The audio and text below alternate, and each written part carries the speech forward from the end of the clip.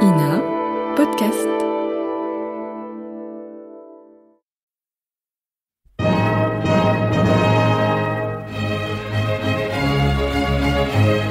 Bon baiser de partout. Une émission secrète de...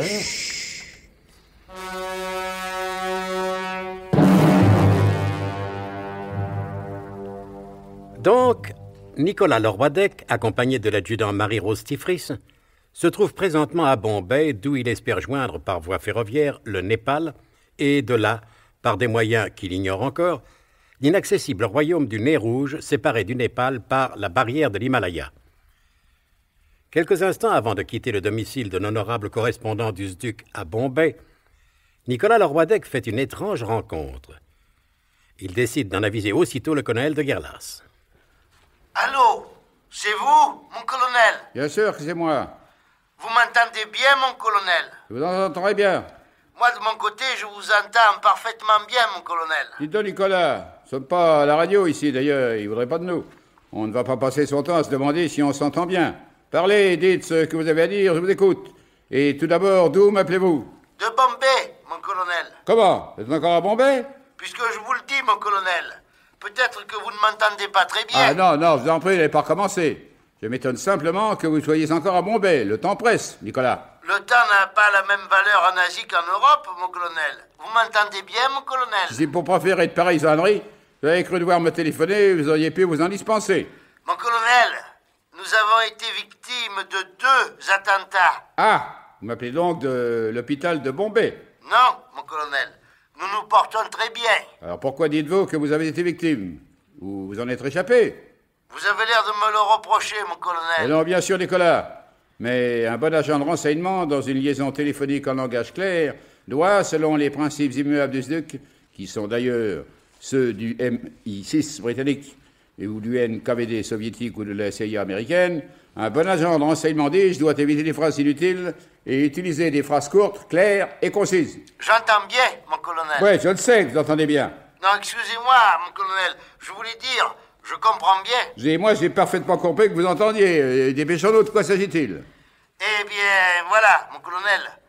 Après ces 2 attentats manqués, fort heureusement manqués, car sans cela, je serais à l'heure actuelle dans l'incapacité de vous téléphoner, nous sommes allés chez M. Antonin Lavarlope, qui est votre honorable correspondant à Bombay. Oui, excusez-moi un instant, Nicolas. Je suis seul dans mon bureau et quelqu'un vient d'entrer. Ah, c'est vous. Bonjour, monsieur Maurice. Bonjour. Vous désirez quelque chose, monsieur Maurice? Non, merci, non. Je passais. Service, monsieur Maurice. Au revoir. Allô, Nicolas. À présent, je vous écoute. Je vous disais donc, mon colonel, qu'il y a à peine 2 minutes, le temps de demander la communication, j'ai rencontré M. Maurice à Bombay. Tiens, vous l'avez rencontré à Bombay, il y a moins de 2 minutes, dites-vous. C'est ça, mon colonel. Vous avez parfaitement entendu ce que vous avez compris. Je veux dire, parfaitement compris ce que vous avez entendu. Dites-moi, bonbon Nicolas, quelle est la boisson nationale en Inde mystérieuse? L'eau du Gange, mon colonel. La consommation des boissons alcoolisées est formellement interdite. Seuls quelques étrangers obtiennent des dérogations. À propos de quoi vous me demandez cela, mon colonel? Je me demandais si vous n'aviez pas dérogé. Oh, mon colonel.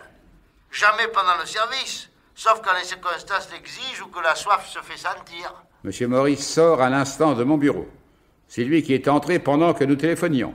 C'est extraordinaire. Comment expliquez-vous ça, mon colonel? Ah voilà, justement, je ne me l'explique pas. Que doit-on faire? Votre mission reste la même, vous rendre par tous les moyens possibles et même impossibles dans l'inaccessible royaume du Nez Rouge, découvrir la base et la détruire. Le rayon a démonté le temps a encore joué des siennes. Le Trouscotte... Oui, je sais, mon colonel. Nous étions là quand elle était absente sous prétexte qu'elle croyait que c'était dimanche. Oui, ça ne s'arrange pas. Elle n'est pas là aujourd'hui non plus. Maintenant, pour elle, c'est tous les jours dimanche. Il faut que vous détrifiez cette base le plus vite possible. Sinon, on va tous devenir fous. À vos ordres, mon colonel. Nous prenons le train tout à l'heure. et je vous rappellerai dès que j'aurai du nouveau. Encore une fois, excusez-moi, mon Nicolas, mais je suis seul, comme je vous l'ai déjà dit, et c'est le téléphone mauve qui sonne. Alors... Ah, le téléphone est spécial avec la base biglotronique secrète de la Guyane française. Oui, c'est ça, Nicolas. Et s'ils appellent, c'est que ça doit être grave. Allez, au revoir, Nicolas. Au revoir, mon colonel. Alors, Coël Garlas, j'écoute. Mais respect, mon colonel. Ma bénédiction, mon fils. Allez-y, mon révérend père, je vous écoute. Je ne sais trop, mon fils, si vous allez être moralement et spirituellement préparé à la nouvelle que je vais vous annoncer. Car, ainsi que l'a écrit saint Laurent du Maroni dans son épître aux Forçats, le travail, c'est la santé, mais il ne faut pas forcer son talent. Il a dit ça? Vous en êtes sûr? Ah, absolument certain, mon fils. Et quel rapport avec la nouvelle que vous allez m'annoncer? Aucun, mon fils, mais, mon colonel, je ne me sens pas le courage de vous dire ça, comme ça, sans préambule. Sans préambule pontifical, naturellement. Ne blasphémez pas, mon fils. Voilà, Enfin, c'est-à-dire oui, que... Oui, c'est ça, oui. Et vous, mon père, ne bafouillez pas, ça ira plus vite. M'accorderez-vous encore quelques citations tirées des Saintes Écritures? Je ne me sens pas le courage de vous dire tout de go ce qui s'est passé. Je vous comprends, mon père. Pour vous, la ligne droite n'a jamais été le plus court chemin d'un point à un autre. Mais épargnez-moi tout de même vos citations bibliques. Si la situation est grave, que tout laisse présager au bégaiement qui vous étreint des équipages, naturellement, peut-être faudrait-il pas perdre trop de temps pour y apporter les remèdes énergiques que cette situation réclame. Ah, j'ai grand peur, mon fils, qu'elle soit sans remède. C'est à moi d'en juger, mon père. Encore faudrait-il que je la connusse. Poil cubitus, comme dirait Nicolas Leroy-Dec. Oh, à propos, comment se porte ce bon Nicolas Leroy-Dec? Je vous en prie, mon père, n'essayez pas de biaiser. Mais je ne biaise jamais, mon fils. Voilà, pas de courage, que diable. Il s'agit en effet d'un événement dans lequel je vois très nettement la marque du mal. Je vous en prie, mon père, nous avons déjà suffisamment d'ennuis avec les services secrets du monde entier. Ne mêlez pas par-dessus le marché Lucifer à tout ceci. Et je vous exorcise, c'est-à-dire vous exhorte à me dire la vérité. Eh bien, voilà. Le professeur Slalom Jérémy Ménère-Lâche a disparu. Quand? Ah, je ne sais pas. Quand vous êtes-vous rendu compte de sa disparition? Le matin, au petit déjeuner. La base est vaste. Êtes-vous certain de cette disparition? Ah, hélas, tout ce qu'il y a de plus certain, j'ai interrogé tous ces ingénieurs, j'ai fait fouiller par le service de sécurité toute la base, nulle trace du professeur. Il a bel et bien disparu. Cela ne semble pas vous émouvoir, mon colonel. Depuis que ce sacré fichu dernier savant érotico-nucléaire a inventé ce fichu nom de Zeus de génial bidule qui s'appelle le biglotron, ça fait pour le moins la 14e fois qu'il disparaît. J'avais été ému chaque fois comme la première fois, c'était l'infarctus du myocarde. Ah, alors, dans ces conditions, vous ne m'en voulez pas trop, mon colonel. Oh, si. Car c'est à vous, mon révérend père, qu'incombait la charge de la surveillance du professeur. Hélas, je le sais bien, mon colonel et fils. Vous n'avez naturellement aucune idée sur la direction qu'il peut avoir prise. Pas la moindre, mon colonel. Évidemment, ça ne va pas faciliter les recherches. Réfléchissez bien, mon révérend père, le moindre indice peut être utile dans la présente occurrence. Je sais, ça fait 2 jours que je réfléchis, mon colonel. Ah, parce que ça fait 2 jours qu'il a disparu. Et c'est seulement aujourd'hui que vous me prévenez. Je n'osais pas le faire avant d'être sûr, mon colonel. Oui, vous aviez surtout peur de vous faire engueuler. Il me semble que maintenant c'est fait, mon colonel. Oh non, car je ne veux pas faire rougir ce téléphone mauve. Mais vous ne perdez rien pour attendre. Alors, point le moindre indice sur la direction de cette fuite. Je n'en vois aucun, mon colonel. Aucun. Quoique... Ah, ce n'était qu'une boutade, mais sait-on jamais... Je vous écoute, mon révérend père. Eh bien, voilà, la veille du jour où j'ai constaté sa disparition, nous avions dîné ensemble, comme tous les soirs. Le professeur paraissait soucieux et mélancolique. Le départ de Maria Contracepción del Pilar Gomez l'avait beaucoup affecté.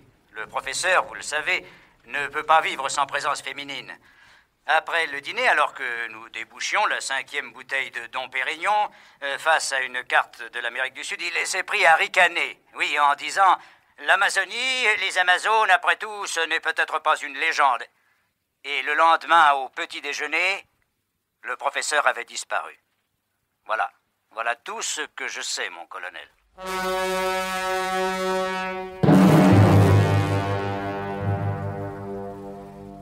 Ce mince indice fourni par le révérend père Paudemurge permettra-t-il au colonel de retrouver le professeur Slalom Jérémy Ménère-Lâche, le génial père du biglotron?